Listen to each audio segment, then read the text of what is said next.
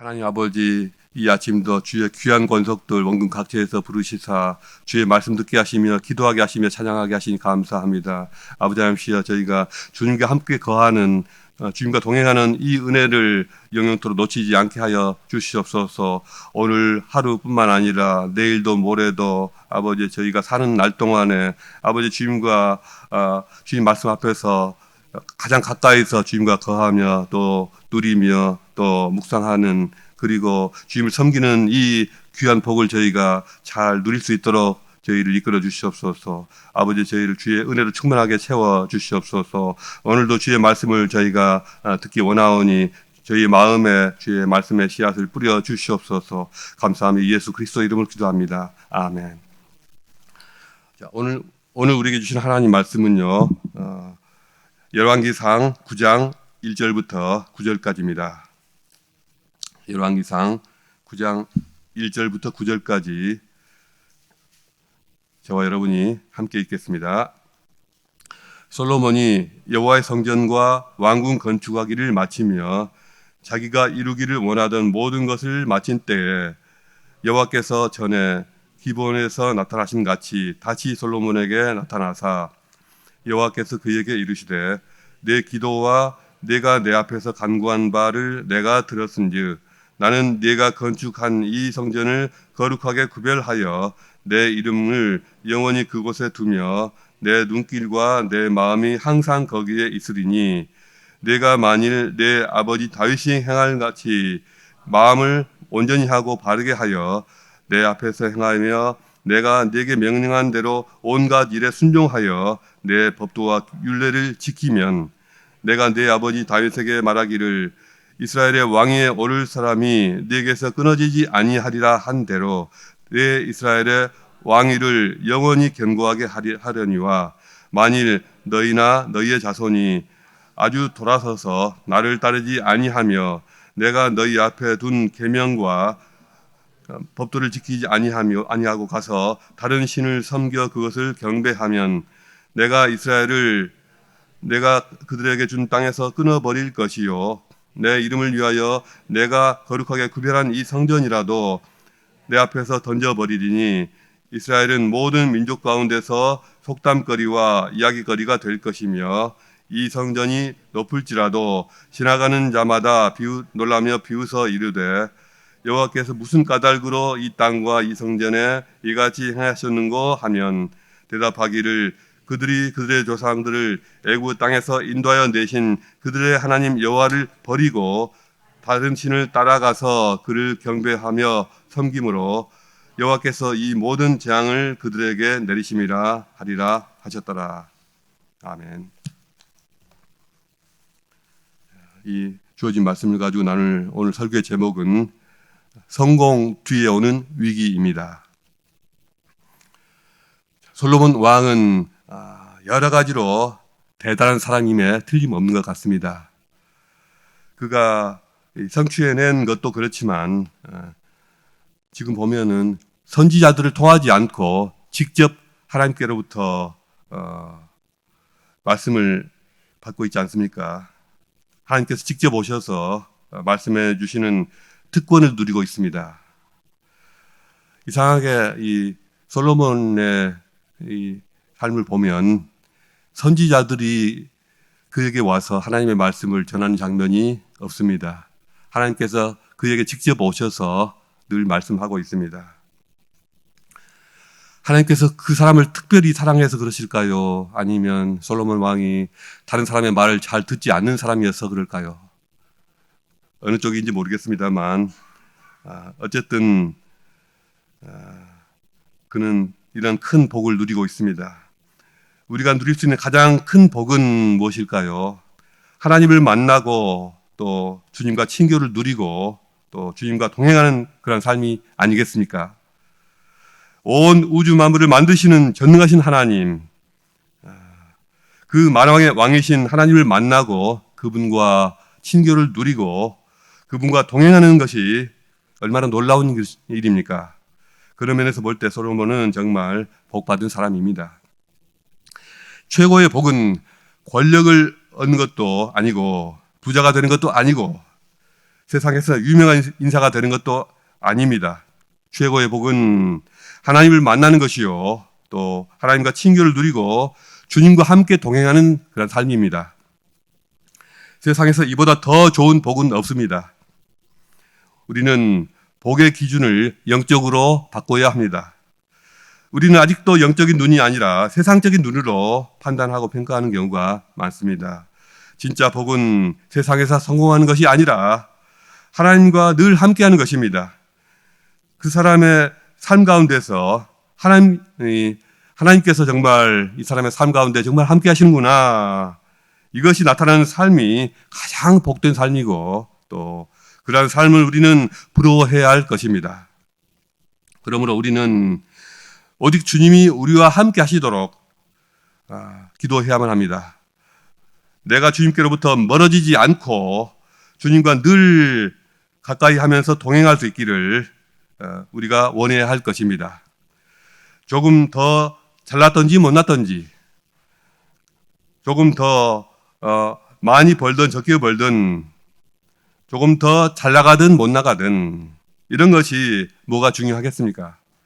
우리는 오직 하나님께서 함께 하시고 하나님께서 인정하시는 삶을 위해서 최선을 다하면 됩니다. 하나님께서 다시 솔로몬에게 나타나신 때가 언제입니까? 솔로몬이 성전 봉헌식에서 하나님께 간절한 봉헌의 기도를 올려드렸는데, 하나님께서 곧바로 그에게 그 응답을 주셨을 법도 한데 그렇게 되지 않은 것 같습니다. 성전 봉헌뿐만 아니라 이 왕궁 건축까지도 다 마친 후에 비로소 하나님의 응답이 임했다는 것입니다. 우리 상식으로는 좀 이해가 잘 안 되는 부분이기도 한데요. 13년 만에 기도에 대한 응답을 주신 것일까요? 그런데 우리가 전에 6장 11절에서 본 것처럼 사실은 솔로몬이 성전을 건축하던 도중에 이미 하나님께서는 그에게 오셔서 나타나셔서 성전 완공 이후의 일과 관련하여 말씀하신 적이 있습니다. 솔로몬의 기도가 있기 전에 이미 하나님께서는 그 솔로몬의 기도와 관련하여 미리 답을 하신 것이나 마찬가지였습니다. 하나님께서 사람의 기도에 따라서 수동적으로 반응하시고 만나주시는 것이 아니라 주권적으로 하나님 당신의 때를 따라서 일하시고 또 만나주신다는 것을 알 수가 있습니다. 아마도 지난 20여 년 동안 솔로몬은 그야말로 긴장의 끈을 놓치지 않고 앞만 보고 달려왔을 것입니다. 이제 가장 큰 일들 무사히 성취해낸 것입니다. 솔로몬이 스스로에 대해서 자부심과 자랑을 가장 많이 느낄 수 있는 때입니다. 왕으로서 마음에 원하던 것을 다 이루고 최고의 부귀영화를 누리고 나라의 힘이 정점에 올라서 번영과 평화를 다 누리는 상황이 된 것입니다. 이제 세상 어느 누구에게도 부럽지 않은 그러한 때입니다. 이제 무시할 것도 없고, 이제 무서울 것도 없고 두려울 것도 없습니다. 그런데 바로 이때 하나님께서 그에게 나타나 말씀하십니다. 하나님은 바로 지금의 솔로몬이 바로 하나님께서 나타나셔서 말씀하실 때라고 여기신 것 같습니다. 하나님께서는 내 삶이 막히고 고난이 있을 때, 가장 큰 고통을 느끼고 있을 때 나에게 오셔서 위로하시고 힘을 주시는 하나님이십니다. 우리는 그 하나님을 사랑합니다. 그러나 내가 가장 잘 나갈 때, 내가 모든 일에 막힘이 없고 시도하는 일마다 이루어질 때, 오히려 그때 마음을 낮추고 하나님의 경고에 귀를 기울일 수 있어야 합니다. 나에게 쓴소리 하시고 듣기 싫은 소리도 하시고 나에게 경고하시는 그 하나님을 또한 우리는 사랑할 수 있어야 합니다. 내가 최고의 자리에 있을 때, 그때가 바로 가장 겸손해야 할 때입니다. 그때가 한 걸음 멈추고 자신을 살피고 주위를 살피고 내가 지금 문제가 있는 것은 아닌지, 바른 길을 가고 있는지, 하나님 보시기에 잘못된 것은 없는지 묻고 점검해야 한 것입니다. 세상에는 영원한 성공만 하는 사람은 없습니다. 절대 그런 사람은 없습니다.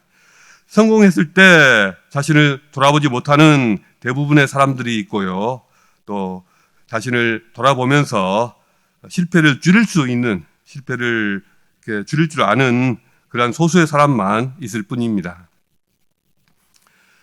솔로몬이 전에 하나님을 만났을 때 솔로몬에게 필요한 것은 지혜였습니다. 어린 솔로몬은 지혜를 구했고 하나님께서는 지혜를 구한 솔로몬을 칭찬하셨고 그를 인정해 주셨습니다. 솔로몬 왕과의 이 생존과 번영이 하나님이 주신 지혜 때문이 아니었나, 지혜 덕분이 아니었나 싶을 정도였습니다. 그런데 이제 20년이 지난 지금 솔로몬에게 가장 요구되는 것은 순종입니다. 하나님 말씀의 요지는 순종할 때 하나님의 복이 계속해서 임하고 또 유지된다는 것입니다. 그러나 솔로몬과 그 자손이 하나님을 따르지 않고 등을 돌리거나 하나님의 계명과 법도를 지키지 않고 가서 다른 신들을 섬기고 숭배하게 되면 어떤 처지가 될 것인가, 그것을 함께 알려주시는 것입니다. 오늘 본문은 특히 하나님 말씀에서 떠났을 때 얼마나 비참하고 끔찍한 처지에 빠지게 될 것인가를 무서울 정도로 적나라하게 보여주고 계십니다. 불순종의 결과는 온갖 저주가 임하는 것입니다. 하나님께서 주신 땅에서 끊어질 것이고 아무리 거룩하게 구별되었던 성전일지라도 버림받을 것이며 이스라엘 백성은 모든 민족의 비웃음거리가 될 것입니다. 20여 년 전에 왕에 오른 지 얼마 되지 않았던 솔로몬에게 나타나셔서 주신 말씀에 비해서 오늘 지금의 말씀이 얼마나 셉니까? 너무나 세지 않습니까? 잘 나가고 있는 솔로몬에게 왜 그렇게 센 말씀이 필요했을까요? 하나님은 왜 지금 이 시점에서 그렇게 무서운 경고의 말씀을 주셔야 하는 것입니까? 아마도 솔로몬이 나중에 어떻게 행할 것을 아시고 미리 경고하시는 것일 수 있습니다.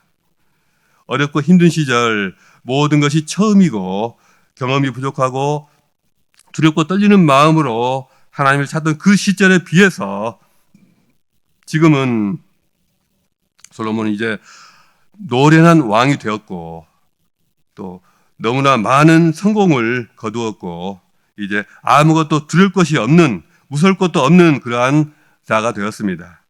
하나님 보시기에 솔로몬에 있어서 바로 지금이 처음 왕이 되었을 때보다 더 위험하다, 더 하나님을 무시하기 쉽다, 더 자기만 옳다고 주장하기 쉽고 하나님께로부터 더 멀어질 가능성이 크다, 이리 보시는 것입니다. 진짜 무서운 영적 위기는 언제 찾아옵니까? 재정이 바닥나거나 심각한 병에 걸리거나 하는 것이 진짜 위기가 아닙니다. 그런 일로 넘어지는 사람은 원래부터 믿음이 없었던 사람이고요. 가장 무서운 영적 위기는 믿음이 적은 사람이나 큰 사람이나 모든 사람이 다 같이 넘어지는 그러한 위기는 성공하고 잘 나갈 때 찾아옵니다. 믿음이 좋은 사람이라도 성공하고 잘 나갈 때는 무너지기 십상입니다. 늘 성공의 자리에만 있어 왔던 사람은 사실은 신앙적으로 가장 어려운 사람입니다. 한 번도 실패해 본 적이 없는 사람이 가장 위험한 사람입니다. 사람 말도 귀에 잘 안 들리고 하나님 말씀도 잘 귀에 안 들립니다. 내가 항상 옳다고만 여기게 되고 누가 감히 나한테 이리라 저리라 하느냐 하게 됩니다. 그래서 사람은 잘 될수록 조심하고 더욱 겸손하고 자신을 늘 주님 앞에서 돌아보아야만 합니다. 열왕기서는 이스라엘과 유다의 왕들에 관한 역사입니다. 그 왕들에게 주시는 하나님의 말씀이기도 합니다.